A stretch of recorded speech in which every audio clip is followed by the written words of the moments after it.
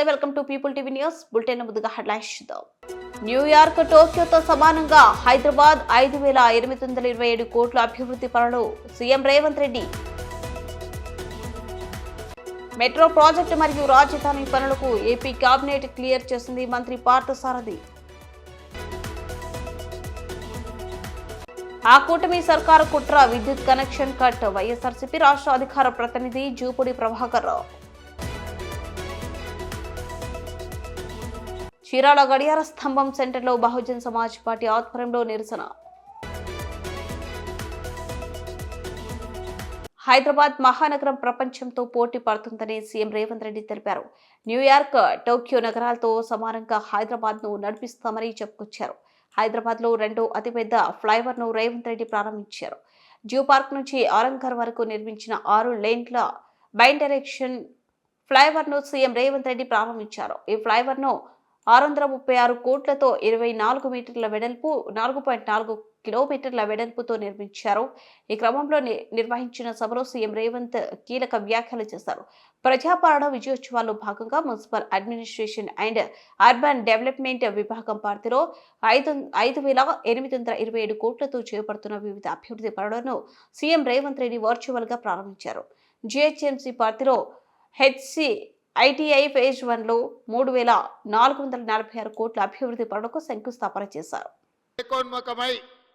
శ్రీమతి సోనియా గాంధీ గారి నాయకత్వంలో ఆనాడు సెప్టెంబర్ 17, 2023 నాడు శ్రీమతి సోనియా గాంధీ గారు తెలంగాణ రాష్ట్రానికి ఇచ్చిన 6 గ్యారెంటీలను దృష్టిలో పెట్టుకొని వారు 2004లో కరీంనగర్లో తప్పకుండా 60 సంవత్సరాల తెలంగాణ ప్రజల యొక్క ఆకాంక్షను నెరవేరుస్తాను ఇచ్చిన గ్యారెంటీని వారు అమలు చేసి 10 సంవత్సరాలు పూర్తి చేసుకుంటున్న సందర్భంలో మళ్ళీ తెలంగాణ రాష్ట్రంలో శ్రీమతి సోనియా గాంధీ గారు 6 గ్యారెంటీలను తెలంగాణ ప్రజలకు ఇవ్వడం జరిగింది. 3 తారీఖు నాడు ఫలితాలు రావడం, 7 తారీఖు నాడు అధికారాన్ని చేపట్టడం, డిసెంబర్ 9 తారీఖు నాడు శాసనసభ సమావేశాలను ఏర్పాటు చేసుకొని మొదటి రోజే ఆర్టీసీలో ఆడబిడ్డలకు ఉచిత ప్రయాణం, అదేవిధంగా పేదవాళ్ళ ఆరోగ్యాన్ని వాళ్ళ కాపాడాలని రాజీవ్ ఆరోగ్యశ్రీతో 10 లక్షల రూపాయల ఉచిత వైద్యాన్ని కార్పొరేటు వైద్యం అందించడానికి మొదటి రోజు శాసనసభ సమావేశాలలో మనం నిర్ణయం తీసుకోవడం జరిగింది. ఈ డిసెంబర్ మొదటి వారం మొత్తం విజయోత్సవాలు, మనం సాధించుకున్న విజయాలను స్మరించుకొని సంవత్సరం పూర్తి చేసుకుంటున్న సందర్భంలో రాబోయే సంవత్సరానికి మనం భవిష్యత్ కార్యాచరణను కూడా ఈరోజు నిర్ణయించుకోవాల్సిన అవసరం ఉన్నది.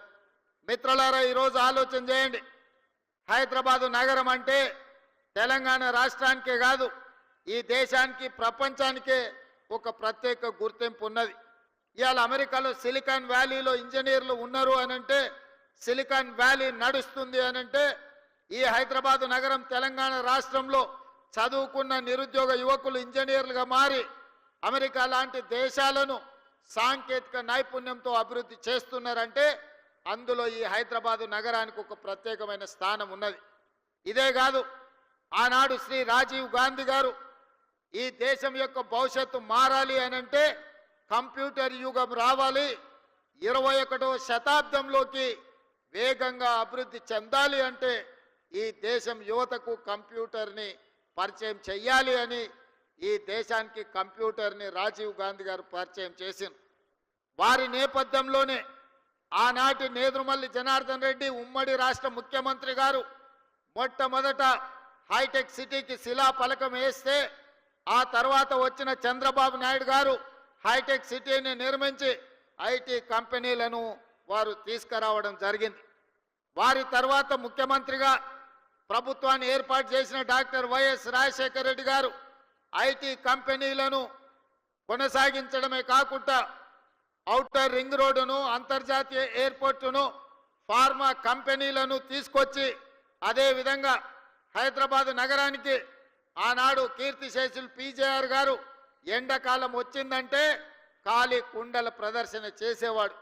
ఈ నగరానికి తాగునీటి సమస్యను శాశ్వతంగా పరిష్కరించాలి అని వారు బతుకున్నంత కాలం పి జనార్దన్ రెడ్డి గారు ఈ నగరంలో పేదల కోసం కొట్లాడి వారి పోరాట ఫలితం కృష్ణా నుంచి Krishna phase 1, Krishna phase 2, Krishna phase 3 తాగు జలాలను తరలించడమే కాకుండా గోదావరి జలాలని నగరానికి తరలించిన చరిత్ర కాంగ్రెస్ పార్టీ. ఈరోజు ఈ నగర ప్రజలు ఉస్మాన్ సాగర్, హిమాయత్ సాగర్ తాగునీటి జలాశయాలనే కాదు, అవి సరిపోకపోవడంతో కృష్ణానది జలాలను, గోదావరి జలాలను తీసుకొచ్చి కోట్లాది ప్రజలకు ఈరోజు తాగునీటి సమస్యను తీరుస్తున్నాము అంటే ఆనాడు కాంగ్రెస్ పార్టీ ముందు చూపుతోని చేసిన ప్రాజెక్టు.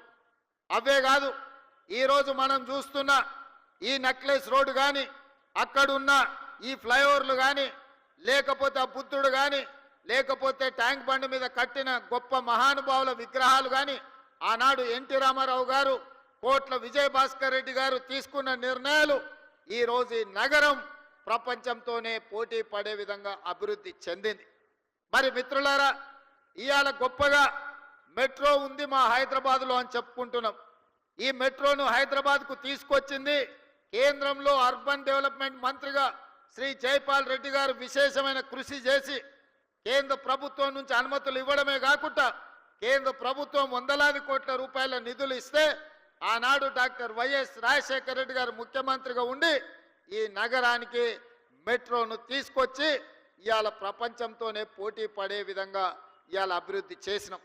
బేగంపేటలో ఉన్న ఎయిర్పోర్టును శంషాబాద్లో అంతర్జాతీయ ప్రమాణాలతో నిర్మించి అంతర్జాతీయ ఎయిర్పోర్టును తేవడం కాబట్టే ఈరోజు ఐటీ కంపెనీలు, ఫార్మా కంపెనీలు, రియల్ ఎస్టేట్ కంపెనీలు మన నగరానికి వచ్చినాయి. అందుకే ఈరోజు ఈ నగరం ఈ తెలంగాణ రాష్ట్రంకి వస్తున్న ఆదాయంలో 65% ఆదాయం రాష్ట్ర ఖజానాకు హైదరాబాదు, రంగారెడ్డి జిల్లాల నుంచే వస్తుంది అనంటే ఆనాటి ముఖ్యమంత్రులు ముందు చూపుతోటి ఈరోజు ఈ కార్యక్రమాలన్నీ చేపట్టింది కాబట్టి ఈ నగరం అభివృద్ధి చెందింది. మరి మిత్రులారా, ఈరోజు మీరు ఆలోచన చేయండి. గతం గొప్పగా ఉంది, గతంలో చేసిన వాళ్ళు బాగా చేసిరు, కానీ ఇది సరిపోదు. భవిష్యత్ తరాలకు ఇంకా అద్భుతమైన నగరాన్ని అందించాలంటే ఫ్యూచర్ సిటీని నిర్మించాల్సిన పరిస్థితి వచ్చింది. ఆనాడు ఒకనాడు ఇన్నర్ రింగ్ రోడ్ వేసినాం, ఆ తర్వాత ఔటర్ రింగ్ రోడ్ వేసినాం. ఇవాళ inner ring road, outer ring road సరిహద్దులు దాటి రీజనల్ రింగ్ రోడ్డు నిర్మించుకోవాల్సిన పరిస్థితి వచ్చింది.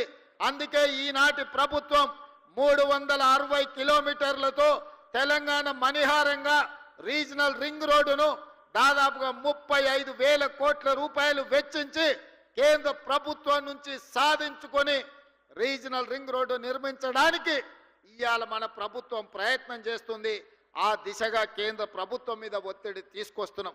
ఇదే కాదు, ఔటర్ రింగ్ రోడ్డు నుంచి రీజనల్ రింగ్ రోడ్డు వరకు ఇవాళ రేడియల్ రోడ్లు వెయ్యాలని, రేడియల్ రోడ్ల ద్వారా 60% తెలంగాణ అభివృద్ధి పదం వైపు నడిపించి విద్య, ఉద్యోగ, ఉపాధి అవకాశాలకు ప్రపంచం నలుమూలల నుంచి వచ్చే ఏపీ ఆర్థిక పరిస్థితిని మెరుగుపరచడానికి ఉద్దేశించిన కొన్ని పాలసీలకు కేబినెట్ ఇవాళ ఆమోదం తెలిపింది. IT and global competitive centres policy 2024 నుంచి 29కి కేబినెట్ ఆమోదం తెలిపింది. కోవర్కింగ్ సిరీస్ కు స్పేస్ ఏర్పాటు చేయడంతో పాటు వారికి రాయితీలు ఇచ్చేందుకు కేబినెట్ ఆమోదం ముద్ర వేసింది. ఏపీని ఐటీ హబ్ గా అభివృద్ధి చేయాలని, ఏటా చదువుకొని బయటికి వస్తున్న లక్షలాది మందికి ఉపాధి కల్పించేలా చూడాలని నిర్ణయించినట్లు మంత్రి పార్థసారథి తెలిపారు. వచ్చే 5 ఏళ్లలో 10,000 కోట్ల పెట్టుబడి లక్ష్యంగా 2 లక్షల మందికి ఉద్యోగాలు కల్పించే విధంగా రూపొందించిన గార్మెంట్స్ పాలసీకి కేబినెట్ ఇవాళ ఆమోద ముద్ర వేసింది. పెట్టుబడిదారులని 3 కేటగిరీలుగా విభజించి వారికి రాయితీలు కల్పిస్తామని మంత్రి పార్థసారథి తెలిపారు. ఏపీ మారిటైమ్ పాలసీ 4ని కూడా కేబినెట్ ఇవాళ ఆమోదించింది. 975 కిలోమీటర్ల తీర ప్రాంతాన్ని లక్ష్యంగా తీసుకుని పోర్టులో ఇతర మౌలిక సదుపాయాలు కల్పన కోసం దీన్ని రూపొందించామన్నారు. కేపెక్స్ కాస్ట్ లో సబ్సిడీ ఇవ్వడం జరుగుతుందని చెప్పేసి మనం చేస్తాను. అదేవిధంగా మాక్సిమం 2,000 రూపాయలు పర్ స్క్వేర్ ఫీట్, అంటే సపోజ్ ఒక 1000 స్క్వేర్ ఫీట్ డెవలప్ మినిమం 10,000 చేయాలి. 10,000 స్క్వేర్ ఫీట్ చేస్తే మాక్సిమం 2,000 రూపాయలు పర్ స్క్వేర్ ఫీట్ సబ్సిడీ ఇచ్చే కార్యక్రమం చేస్తున్నామని చెప్పేసి మనం చేస్తాను. మరి అదేవిధంగా ఈ subsidy 50% of the building space కట్టడం కానీ, అది అయినాకే రిలీజ్ చేస్తారని చెప్పేసి కూడా ఈ సందర్భంగా తెలియజేస్తాను. అదేవిధంగా 2000 రూపీస్ పర్ సీట్, అంటే ఒక 100 మందికి గనక వర్కింగ్ స్పేస్ ఏర్పాటు చేస్తే ఆ 100 మందికి 2000 రూపీస్ కాడికని 2 lakhs రూపీస్ 6 monthsకి ఇన్సెంటివ్గా ఇచ్చే కార్యక్రమం కూడా చేయబోతుందని చెప్పేసి మనం చేస్తాను. అదేవిధంగా నైబర్హుడ్ వర్కింగ్ స్పేస్ ఏదైతే ఉందో గ్రామాల్లో లేకపోతే మండల హెడ్ క్వార్టర్స్లో ఏదైతే స్టార్ట్ చేస్తారో అక్కడ మినిమం 10 సీట్లు అంటే 10 వర్క్ స్టేషన్స్ కావాలి. Minimum 1000 square feet developed area ఉండాలి. అంటే ఒక చిన్న స్పేస్లో కూడా దాంట్లో ఒక 10 మంది పనిచేస్తే ఆ మండల హెడ్ క్వార్టర్స్లో వాళ్ళకి 50% కేపెక్స్ కాస్టు, అదేవిధంగా 1000 rupees per square feet, 80% subsidy release చేస్తాం. అది 50% వర్క్ అయిపోయిన తర్వాత వాళ్ళకి 1000 రూపీస్ పర్ సీట్. సపోజ్ ఒక 10 సీట్లు పెట్టారనుకోండి, 10,000 రూపాయలు 6 నెలల రూపాయలు 6 నెలలు ఇచ్చే స్కీమ్ ఇన్సెంటివ్స్ ఇస్తామని చెప్పేసి కూడా మీకు మనం చేస్తాను. అదేవిధంగా ఐటీ క్యాంపస్ అంటే మీకు తెలిసిందే, చాలా పెద్ద 5 లక్షలు పైబడి ఉండే ఫ్లోర్ ఏరియా ఏదైతే ఉంటుందో ఆ ఐటీ క్యాంపస్లో ఎవరైనా ఏర్పాటు చేస్తే వాళ్ళకి 50% క్యాపిటల్ సబ్సిడీ ఇస్తారు. 2,000 రూపాయలు పర్ స్క్వేర్ ఫీట్ ఇవ్వడం జరుగుతుంది. అదే 5 సంవత్సరాల్లో. అదేవిధంగా 30% ఇచ్చిన తర్వాత కన్స్ట్రక్షన్ అయిన తర్వాత ఈ సబ్సిడీ రిలీజ్ చేసే కార్యక్రమం చేస్తామని చెప్పేసి కూడా ఈ సందర్భంగా తెలియజేస్తాను. ఇవన్నీ ఏంటంటే ఈ రాష్ట్రాన్ని ఐటీ హబ్గా డెవలప్ చేయాలి. ఈ రాష్ట్రంలో చదువుకొని పైకి వస్తున్న అనేక మంది యువకులకి ఉపాధి భరోసా కల్పించాలనే లక్ష్యంతో వీరందరి రాష్ట్ర ఆర్థిక పరిస్థితి అభివృద్ధి చెందాలనే లక్ష్యంతో ఈ పాలసీని తీసుకురావడం జరిగిందని చెప్పేసి మనం చేస్తాను. ఈ పాలసీ అట్టడుగు స్థాయిలో వ్యవస్థాపక సంస్కృతిని పెంపొందించడం, అదేవిధంగా ఆంధ్రప్రదేశ్లోని ప్రతి గ్రాడ్యుయేట్ను గ్లోబల్ మార్కెట్ స్థాయికి తీసుకువెళ్లేందుకు వారి జీతభత్యాలు, ఈ మధ్య మనం చూస్తూ ఉంటాం, ఇంజనీరింగ్ చదివినా కూడా 10,000కి 15,000 రూపాయలకి ఉద్యోగం చేసే పరిస్థితి మనం చూస్తూ ఉన్నాం. అట్లా కాకుండా వాళ్ళకి వారి గ్రామంలోనే ఇవన్నీ ఏర్పాటు చేసి అత్యధిక జీతాలు పొందే అవకాశం కల్పించడం కోసం ఈ పాలసీ తీసుకురావడం జరిగిందని చెప్పేసి మనం చేస్తాను. అదేవిధంగా INC policy, Andhra Pradesh textile apparel and garments policy 4.0 2429 ఏదైతే ప్రవేశపెట్టిందో ఆ పాలసీని కూడా కేబినెట్ ఆమోదించడం జరిగిందని చెప్పేసి మనం చేస్తాను. తక్కువ పెట్టుబడితో ఎక్కువ ఉద్యోగ అవకాశాలు కలిగిన రంగం ఈ రంగం అని చెప్పి అపెరల్ అండ్ గార్మెంట్స్ రంగం అని చెప్పేసి మనం చేస్తాను. వచ్చే 5 సంవత్సరాల్లో 10,000 కోట్ల పెట్టుబడి లక్ష్యంగా, అదేవిధంగా 2 లక్షల మందికి ఉద్యోగ అవకాశాలు సాధించే లక్ష్యంగా ఈ పాలసీని తీసుకురావడం జరిగిందని చెప్పేసి మనం చేస్తాను.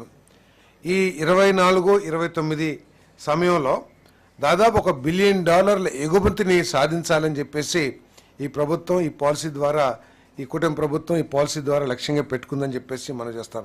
మరి ఈ మన రాష్ట్రంలో దీంట్లో నైపుణ్యం కలిగిన జనాభా చాలా ఎక్కువగా ఉన్న విషయం మనకు తెలిసిందే. పద్మశాలీలు కానివ్వండి, ఏదైతే చేనేత కార్మికులు ఉన్నారో వాళ్ళందరికీ కూడా మెరుగ్గా ఉంటుందని చెప్పేసి కూడా నేను మనవి చేస్తాను. వీటి కోసం ఈ పార్క్స్ ఏర్పాటు చేయడమే, మౌలిక వసతులు ఏర్పాటు చేయడమే కాకుండా రాయితీలు కూడా పెద్ద ఎత్తున ఇవ్వటం జరుగుతుందని చెప్పేసి మనం చేస్తాను. పీపీపీ మోడ్లో 5 టెక్స్టైల్ పార్క్స్ని కూడా ఏర్పాటు చేయాలనేది ఈ పాలసీ యొక్క లక్ష్యం అని చెప్పేసి మనం చేస్తా ఉన్నాను.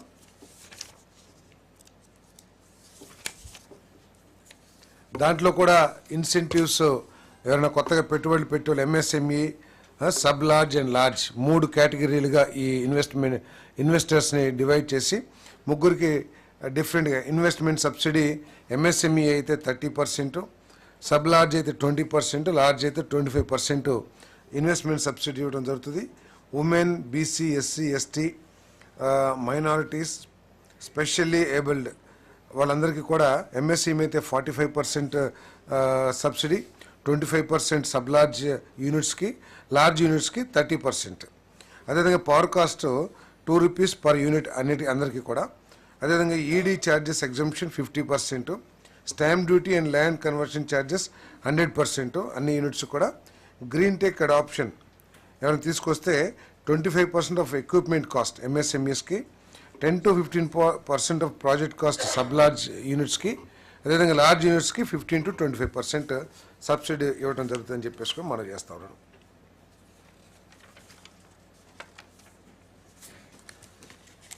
మౌలిక వసతులు పెట్టుబడులు ఆంధ్రప్రదేశ్ మ్యారిటైమ్ పాలసీ 4.0 ఏదైతే ప్రవేశపెట్టబడిందో దాన్ని కూడా కేబినెట్ ఆమోదించిందని చెప్పేసి మనం చేస్తాను. ఈ పాలసీ యొక్క ముఖ్య ఉద్దేశం ఏంటంటే మనకి అనేక రాష్ట్రాలకి లేని వసతి, దాదాపు 975 కిలోమీటర్ల పొడవైన కోస్ట్ లైన్ మనకు ఉండటం మూలంగా దాన్ని ఆధారంగా చేసుకుని పోర్ట్లు కానివ్వండి, పోర్ట్ ఆధారిత ఇండస్ట్రీస్ కానివ్వండి అభివృద్ధి చేయాలనేది ఈ ప్రభుత్వం యొక్క లక్ష్యం అని చెప్పేసి మనం చేస్తాను. నేను మరి ఈ ఇంత లాంగ్ కోస్ట్ లైన్ ఉన్న ఈ రాష్ట్రాన్ని మరి అంతర్జాతీయ ఇంటర్నేషనల్ స్టాండర్డ్స్తో ఈ మ్యారిటైమ్ హబ్గా తీర్చిదిద్దాలనేది ప్రభుత్వం యొక్క లక్ష్యం అని చెప్పేసి మనం చేస్తాను. నేను కూటమి ప్రభుత్వంతో రాష్ట్ర వ్యాప్తంగా దళిత గిరిజనుల జీవితాల్లో చీకట్లు అలుపుకుంటున్నాయని వైఎస్ఆర్సీపీ రాష్ట్ర అధికార ప్రతినిధి జూపూడి ప్రభాకర్ రావు ఆక్షేపించారు. ఆయన వైఎస్ఆర్సీపీ కేంద్ర కార్యాలయంలో మాట్లాడుతూ ప్రభుత్వమే ఎస్సీ ఎస్టీ కాలనీలో విద్యుత్ కనెక్షన్లు కట్ చేస్తుందని ఆగ్రహం వ్యక్తం చేశారు. ఎస్సీ ఎస్టీ కాలనీలోని ఇళ్లలో నెలకు 100 యూనిట్లలోపు విద్యుత్ వాడినా బిల్లులు చెల్లించాల్సిందేనంటూ హుకుం జారీ చేయడం దారుణమని ఆయన మండిపడ్డారు. ప్రభుత్వమే ఆ ధర్నంతా భరించి సబ్సిడీ ఇచ్చినటువంటి నేపథ్యం జగన్మోహన్ రెడ్డి గారి ప్రభుత్వంలో 5 సంవత్సరాలు హాయిగా కరెంటుతోటి ఫ్యాన్ వేసుకొని ఫ్రిడ్జ్ వాడుకొని లిమిటెడ్గా 200 యూనిట్లు దాటకుండా చాలా జాగ్రత్తగా ఉన్నటువంటి కుటుంబాలు ఈ రాష్ట్రంలో నాకు తెలిసి దాదాపు ఒక 20 లక్షల దాకా కనపడుతున్నాయి. 20 లక్షల కుటుంబాలు. ఆ కుటుంబాల మీద కక్ష కట్టినటువంటి కూటమి ప్రభుత్వం. నేను ఇది ఎందుకు కక్ష అంటున్నానంటే జగన్మోహన్ రెడ్డి గారు 2019 మే 30 నాడు ప్రమాణ స్వీకారం చేసి దాదాపు 151 సీట్లతోటి ముఖ్యమంత్రిగా ప్రమాణం చేసినటువంటి తేదీ 30 మే 2019, అంటే మే చివరిలో. ఆ తర్వాత ఆయన వీళ్ళ మీద మనసు పెట్టి 25/7/2019లో ఒక 2 నెలల్లోనే ఒక జీవో ఇచ్చాడు. ఆ జీవోని నేను మీకు చూపిస్తూ ఉన్నాను. ఈ జీవో ఏం చెప్తుందంటే అంతకుముందు టీడీపీ ప్రభుత్వం ఇచ్చినటువంటి 100 యూనిట్లు మాత్రమే ఫ్రీగా ఎస్సీ ఎస్టీలకి, దాన్ని డబుల్ చేసి ఈయన జూలై కల్లా ఒక జీవో ఇచ్చాడు. ఈ జీవో ఇస్తూ జీవోలో ఏం చెప్పాడంటే డిస్కమ్లకి or managing director power sector and the power minister CS and all the concern power people వాళ్ళకి జీవో ఎస్సీ ఎస్టీల దగ్గర 200 యూనిట్లు దాకా వాడుకుంటే వాళ్ళందరూ కూడా ఫ్రీ ఛార్జెస్. ఇది ఈ జీవో. అనేకమైనటువంటి అబద్ధాలతోటి 2024లో అధికారంలోకి వచ్చినటువంటి కూటమి ప్రభుత్వం, అంటే వీళ్ళ అబద్ధాలతోనే జీవించి చివరికి అలానే గడుపుతారా వీళ్ళ జీవితాలన్నీ? లేకపోతే వీళ్ళల్లో ఎవరైనా ఒకడు లేదు ఒకడు మంచోడు ఉన్నాడని చెప్పుకోవడానికి ఏమైనా ప్రయత్నం చేస్తారా? లేకపోతే ప్రజల్లో ఏమైనా తిరుగుబాటు వస్తే ఏ కరెంటు పోల్ నుంచి అయితే కరెంటు తీసుకుంటున్నారో, ఏ కుటుంబానికైతే 200 యూనిట్ల దాకా ఫ్రీ పవర్ ఉందో దాన్ని ఇంకొక జీవో ఇవ్వాల్సిన అవసరం లేదు, కూటమి ప్రభుత్వం వచ్చింది, మా మీద ఒత్తిడి పెట్టారు, మేము ఎవరికి బాధ్యులం కాదు, మీ గ్రామంలో ఉన్నటువంటి ఎస్సీ కాలనీ ఎస్టీ కాలనీ ఏమైనా ఉన్నట్లయితే 200 యూనిట్ల కన్నా ఎక్కువ ఉన్నా తక్కువ ఉన్నా మీరు జగన్మోహన్ రెడ్డి గారు అధికారంలో వచ్చినప్పటి నుంచి ఈ రోజు దాకా కట్టకుండా ఉన్నా అప్పటి నుంచి ఇప్పుడు దాకా మీ మీద అన్ని ఛార్జీలు వేస్తున్నాం, చేతనైన చోట చెప్పుకోండి అనే విధానంతో ఈరోజు మొత్తం పవర్ సెక్టర్ మొత్తం కూడా I'm requesting to the honourable power minister mister Ravikumar, please look in to the matter. It is very serious. మీరు పవర్ బిల్లు కోసం వెళితే బిల్లు కట్టలేక 42,000 బకాయిలు కూలి చేసుకునే వాళ్ళకి అసలు మామూలుగా 200 యూనిట్. బాపట్ల జిల్లా చీరాల గడియార స్తంభం సెంటర్లో బహుజన్ సమాజ్ పార్టీ ఆధ్వర్యంలో తిరుపతి శ్రీ వెంకటేశ్వర స్వామి విశ్వవిద్యాలయంలో ఆచార్యులుగా విధుల్లో ఉన్న చెంకయ్యపై దాడికి పాల్పడిన బజరంగ్ దళ వారిని అరెస్ట్ చేయాలని కోరుతూ నిరసన ప్రదర్శన నిర్వహించారు. ఈ సందర్భంగా నాయకులు గొర్రెపాటి రవి, డొక్క జగన్మోహన్ రావులు మాట్లాడుతూ నిన్న మధ్యాహ్నం తిరుపతి శ్రీ వెంకటేశ్వర స్వామి విశ్వవిద్యాలయంలో ఆచార్యులు చెంకయ్యపై దాడి చేసి తీవ్రంగా కొట్టడం జరిగింది. ఒక దళిత ఆచార్యుడిపై ఈ విధంగా దాడికి పాల్పడిన బజరంగ్ దళ వారిని అరెస్ట్ చేసి కఠినంగా శిక్షించాలని, కూటమి ప్రభుత్వంలో దళితులపై దాడులు హెచ్చు మీరిపోయాయని ఆగ్రహం వ్యక్తం చేశారు. ఈ కార్యక్రమంలో బహుజన్ సమాజ్ పార్టీ నాయకులు దుడ్డు భాస్కర్ రావు, దళిత బహుజన పార్టీ జిల్లా అధ్యక్షులు షేక్ జిలానీ తదితరులు పాల్గొన్నారు.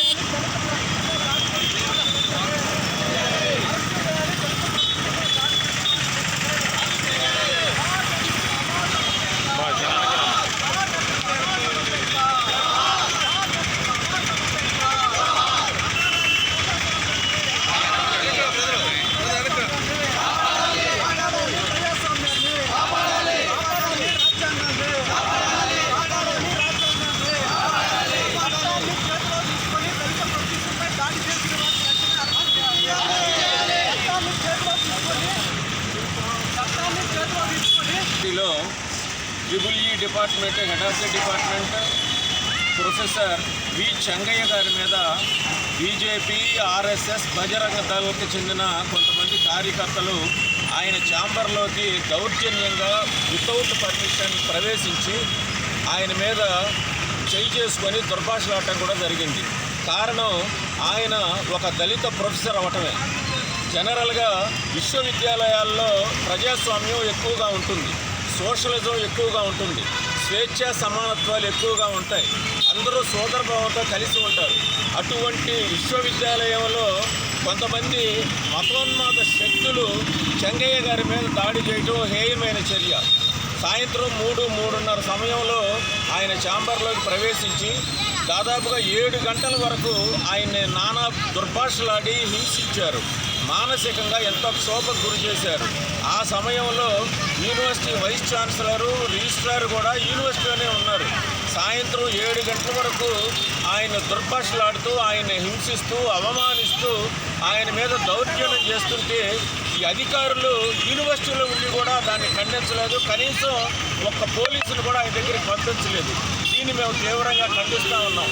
అంతేకాకుండా కూటమి ప్రభుత్వం ఈరోజు బీజేపీ, జనసేన, తెలుగుదేశం పార్టీ కూటమి ప్రభుత్వంగా ఏర్పడిన తర్వాత ఈ 6 నెలల్లో దళితుల మీద ఎన్నో అరాచకాలు. బులెటిన్ ముగించే ముందు హెడ్లైన్స్ మరోసారి. న్యూయార్క్, టోక్యోతో సమానంగా హైదరాబాద్ 5,827 కోట్ల అభివృద్ధి పనులు CM Revanth Reddy. Metro project మరియు రాజధాని పనులకు ఏపీ కేబినెట్ క్లియర్ చేసింది మంత్రి పార్థసారథి. ఆ కూటమి సర్కారు కుట్ర, విద్యుత్ కనెక్షన్ కట్. వైఎస్ఆర్సీపీ రాష్ట్ర అధికార ప్రతినిధి జూపూడి ప్రభాకర్ రావు.